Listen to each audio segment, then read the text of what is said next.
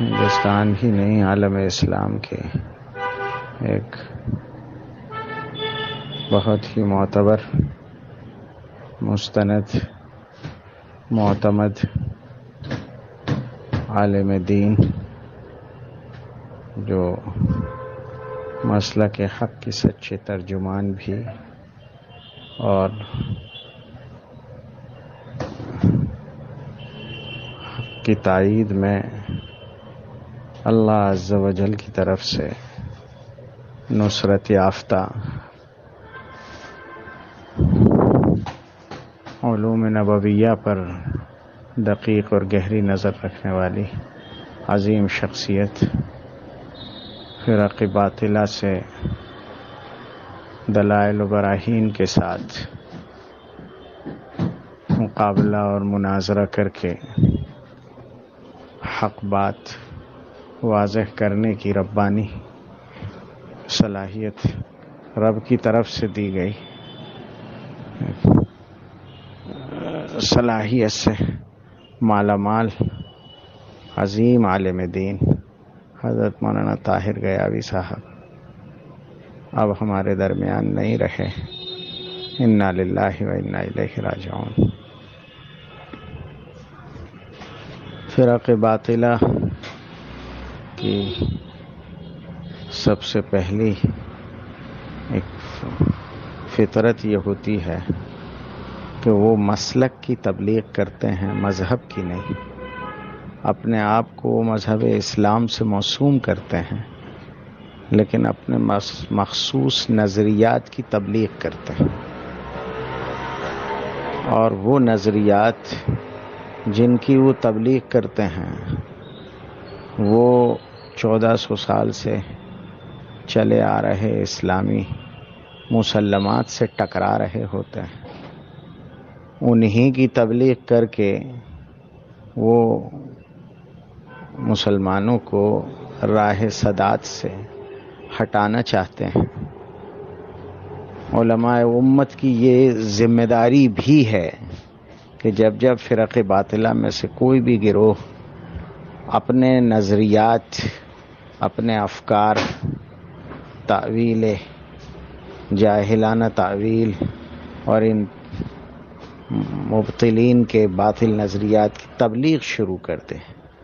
تو وہ مقابلے میں آئیں اور حق کی وضاحت کریں۔ ان کے اپنے نظریات کی تبلیغ کی وجہ سے وہ مستقل فرقہ بن جاتے ہیں، اور حق کی ترجمانی کرنے والا ایک ہی ہوتا ہے۔ الگ الگ فرقے وجود میں آ جاتے ہیں اپنے اپنے باطل نظریات کی وجہ سے، حق والا ایک ہی ہوتا ہے لیکن اس کو بھی مستقل فرقہ تسلیم کر لیا جاتا ہے من جملہ فرق کے۔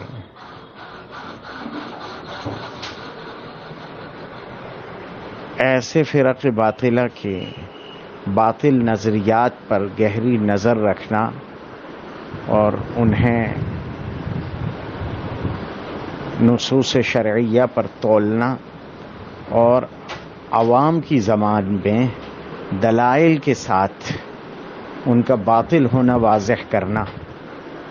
یہ ایک مستقل موضوع ہے۔ اس پر کام کرنے والی شخصیات خال خال پائی جاتی ہیں۔ ان میں عظیم المرتبت شخصیت مولانا طاہر غیاوی صاحب رحمہ اللہ کی تھی۔ مولانا کی نظر نصوص پر بھی گہری تھی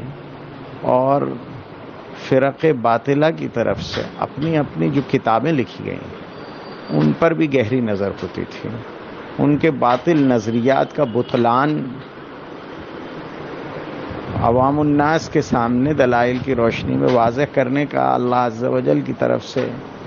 ان کو سلیقہ بھی ملا ہوا تھا، وہ اس میں دستگاہ کامل رکھتے تھے۔ فرق باطلہ کی ایک عادت چیلنج کرنے کی ہوتی ہے کہ وہ اہل حق کو چیلنج کرتے ہیں اور یہ دکھانے کی کوشش کرتے ہیں کہ تمہارے پاس ہماری باتوں کا کوئی جواب موجود نہیں ہے جو تمہارے حق پر نہ ہونے کی دلیل۔ ابھی تک ہماری انگوٹھی میں ایک ایسا نگینہ موجود تھا کہ جب بھی کوئی بڑے سے بڑا چیلنج آ جائے تو حضرت مولانا طاہر صاحب کو یاد کر لیا جائے، وہ بڑی خوش اسلوبی کے ساتھ اس چیلنج کو قبول بھی کرتے تھے اور اپنے حسین انداز میں اس کا ایسا جواب بھی دیتے تھے کہ مسلک حق کی بھرپور ترجمانی بھی ہو جاتی تھی، عوام مطمئن بھی ہو جاتے تھے، لوگوں کا ایمان محفوظ رہتا تھا۔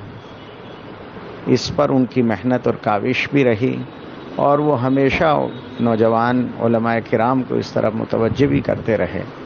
کہ اس پر محنت ہونی چاہیے، یہ مستقل ایک موضوع ہے اور اس پر رجال کی کمی ہوتی ہے، محنت کی ضرورت ہوتی ہے۔ لوگ عموماً ایسی شخصیات کو بالکل ٹیشو پیپر کی طرح یوز کرتے ہیں، جب کوئی بڑا چیلنج آ جاتا ہے تو استعمال کرتے ہیں، اس لیے کہ اس وقت میں ان کے علاوہ چارہ نہیں ہوتا، اور بعد میں پھر صرف نظر بھی کرتے ہیں۔ لیکن مولانا نے ان سب چیزوں کو حق کی خاطر گوارا کیا، اور جب جہاں جیسی ضرورت پڑی، باطل کی طرف سے، باطل فرقوں کی طرف سے ان پر حملے بھی ہوئے، ان کی شخصیت کو مخدوش کرنے کی کوشش بھی ہوئی، لیکن وہ بیماری، آزاری، تکلیف اور دشمنی سب کے درمیان بھی ایک ایسا نام بن گئے تھے، سب کے ساتھ کام بھی ہوتا تھا، سفر بھی ہوتا تھا، اور ایسا نام بن گئے تھے کہ اگر کسی جگہ ان کی آمد کی اطلاع ہو تو چاہے مسلک حق کے قائلین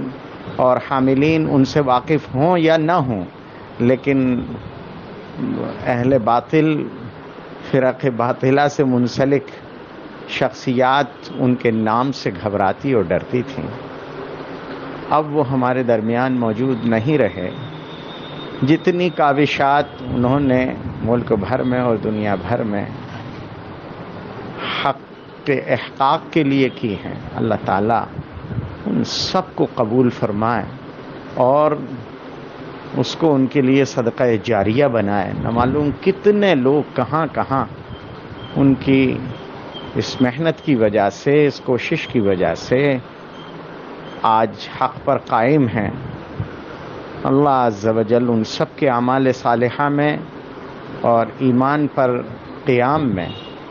حضرت کا حصہ نصیب فرمائے،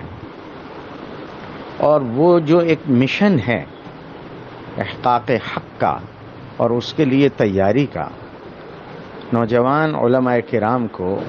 اپنے آپ کو اس میں کھپانے کی،